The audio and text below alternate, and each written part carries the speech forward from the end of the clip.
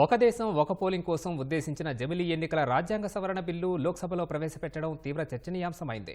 బిల్లును కేంద్ర మంత్రి ప్రవేశపెట్టిన వెంటనే విపక్ష పార్టీల సభ్యులు వ్యతిరేకించారు. బిల్లు రాజ్యాంగ వ్యతిరేకమని, రాష్ట్రాల హక్కులను కేంద్రం లాగేసుకోవడం దారుణమని అభ్యంతరం తెలిపారు. ఎన్డీఏ మిత్రపక్షాలు బిల్లుకు సంపూర్ణ మద్దతు ప్రకటించాయి. బిల్లు ప్రవేశపెట్టడంపై విపక్షాలు ఓటింగ్ కోరగా స్పీకర్ సభ్యుల ఓటింగ్ తీసుకున్నారు. అనుకూలంగా అత్యధిక ఓట్లు రావడంతో రెండు బిల్లుల్ని కేంద్ర మంత్రి లోక్సభలో ప్రవేశపెట్టారు. లోక్సభ, రాష్ట్రాల అసెంబ్లీలకు ఏకకాలంలో ఎన్నికల నిర్వహణకు ఉద్దేశించిన 129వ రాజ్యాంగ సవరణ బిల్లును కేంద్రం నేడు పార్లమెంటులో ప్రవేశపెట్టింది. కేంద్ర న్యాయశాఖ మంత్రి అర్జున్ రామ్ మేఘ్వాల్ బిల్లులను లోక్సభలో ప్రవేశపెట్టారు. 129వ రాజ్యాంగ సవరణ బిల్లును, కేంద్రపాలిత ప్రాంతాలకు సంబంధించిన చట్ట సవరణ బిల్లులను ప్రవేశపెట్టారు. అయితే ఈ బిల్లులను విపక్షాలు వ్యతిరేకించాయి. రాజ్యాంగ సవరణ బిల్లులు దేశ ఎన్నికల ప్రక్రియగానే సమూలంగా మార్చివేస్తుందని, దీనిపై చర్చ జరగాలని ఆర్ఎస్పీ సభ్యుడు ప్రేమచంద్ర అభ్యంతరం వ్యక్తం చేశారు. 129వ రాజ్యాంగ సవరణ బిల్లు రాజ్యాంగ వ్యతిరేకమని కాంగ్రెస్ సభ్యుడు మనీష్ తివారీ చెప్పారు. రాజ్యాంగ మౌలిక స్వరూపంపై దాడి చేస్తున్న ఈ బిల్లులను వ్యతిరేకిస్తున్నట్లు తివారీ స్పష్టం చేశారు. రాజ్యాంగంలోని 7వ షెడ్యూల్కు విరుద్ధంగా బిల్లులను ప్రవేశపెడుతున్నారని మండిపడ్డారు.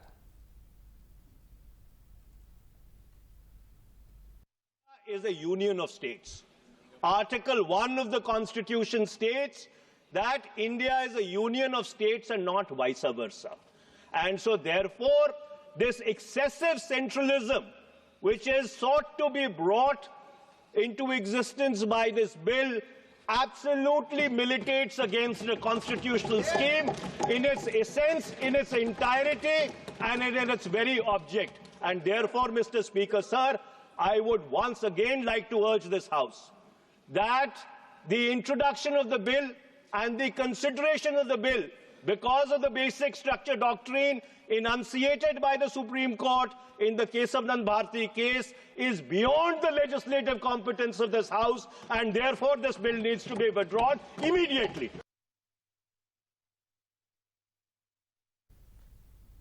ఏకకాల ఎన్నికల బిల్లుల ద్వారా రాజ్యాంగ విధ్వంసానికి పాల్పడుతున్నారని సమాజ్వాదీ నేత ధర్మేంద్ర యాదవ్ అభ్యంతరం తెలిపారు.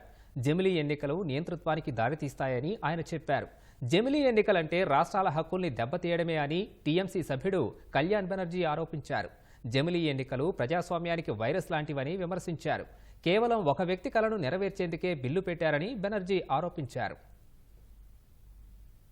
This parliament is having the power to legislate law under the 7th schedule, list 1 and list 3. Similarly, state assembly is having the power to legislate law under the 7th schedule, list 2 and also list 3, subject to that it would not be contrary, so far concurrent list is concerned, it would not be contrary to the Article 254 of the Constitution. Therefore, by this, the autonomy of the state legislative assembly is being taken away. That is ultra vires. That is it's the basic structure of the Constitution. It is not an election reforms. It is just a fulfillment of one gentleman's desire and dream. Nothing more than that. No, it is not permitted. బిల్లులను వ్యతిరేకిస్తున్నట్లు DMK సభ్యుడు TR Balu చెప్పారు. అయితే NDA మిత్రపక్షమైన TDP బిల్లుకు మద్దతు తెలిపింది. కేంద్ర మంత్రి పెమ్మసాని చంద్రశేఖర్ బిల్లులకు మద్దతు తెలపగా విపక్ష సభ్యుల నుంచి తీవ్ర వ్యతిరేకత వ్యక్తమైంది. శివసేన ఉద్ధవ్ వర్గం బిల్లును వ్యతిరేకించగా శివసేన షిందే వర్గం సభ్యులు మద్దతు తెలిపారు. ఇండియన్ యూనియన్ ముస్లిం లీగ్, ఎంఐఎం, సిపిఎం సభ్యులు బిల్లును వ్యతిరేకించారు. ఎన్సీపీ ఎస్పీ సభ్యురాలు సుప్రియా సూలే బిల్లును వ్యతిరేకించారు. టీఆర్ బాలు కోరినట్లు బిల్లును జేపీసీ పంపించి చర్చకు ముగింపు పలకాలని కేంద్ర హోంమంత్రి అమిత్ షా సూచించారు. సమాఖ్య స్ఫూర్తికి జమిలీ బిల్లు విరుద్ధం కాదని న్యాయశాఖ మంత్రి అర్జున్ రామ్ మేఘ్వాల్ చెప్పారు. బిల్లును జేపీసీకి పంపించాలని ప్రతిపాదించారు. 7th शेड्यूल्ड के यूनियन लिस्ट एंट्री नंबर 72 उसमें लिखा हुआ है election to parliament, to the legislature of states and to the offices of president and vice president the election commission के अनुसार केंद्र सरकार को शक्ति प्रदान करता है सर। ये आपका जो यूनियन लिस्ट है उसका एंट्री 72 और ये संशोधन राज्यों को संविधान प्रदत्त शक्तियों को न तो कम करता है और न ही छीनता है सर।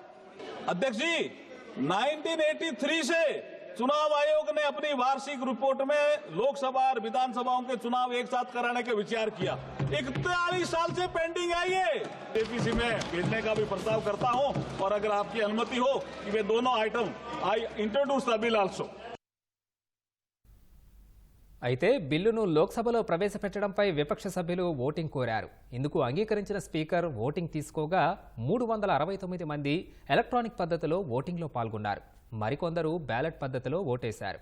ఎలక్ట్రానిక్ పద్ధతిలో బిల్లులు ప్రవేశపెట్టడానికి అనుకూలంగా 220 మంది, వ్యతిరేకంగా 149 మంది ఓటు వేశారు. బ్యాలెట్ పద్ధతిలోనూ స్లిప్పులను లెక్కించారు. చివరకు 269 మంది అనుకూలంగా, 198 మంది వ్యతిరేకంగా ఓటేసినట్లు స్పీకర్ ప్రకటించారు. తర్వాత న్యాయశాఖ మంత్రి అర్జున్ రామ్ మేఘ్వాల్ 2 బిల్లుల్ని లోక్సభలో ప్రవేశపెట్టారు.